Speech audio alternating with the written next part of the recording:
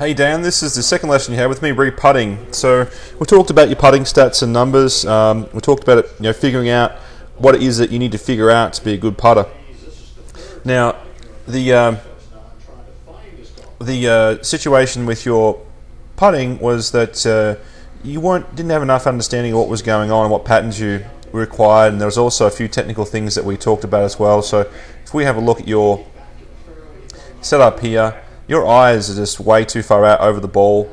Now, that does a few things. One of the big problems with that is that there's just no other shot in golf where you're going to have your eyes outside the ball, so it just really discourages and makes a big issue with the alignment.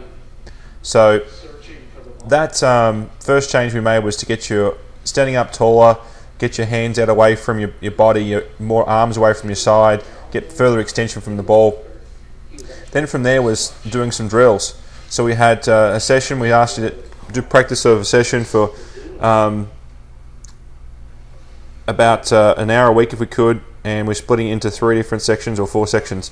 So the 3 sections would be 20-minute short putting. So we had a drill for you with short putting, which was the baseball drill. So 4 different points, starting from a putter length or just the grip end of the putter length away, going out a grip length each innings. So first, second, third base, home, 3 balls from each point. If you miss 1 ball, you go back to the start of that inning.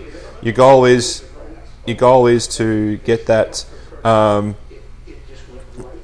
get to the 4th inning within your 20-minute session. So the next one was northeast southwest, which was 20 balls, total of 20 balls in total. You could probably get through this one 2 times, and then with the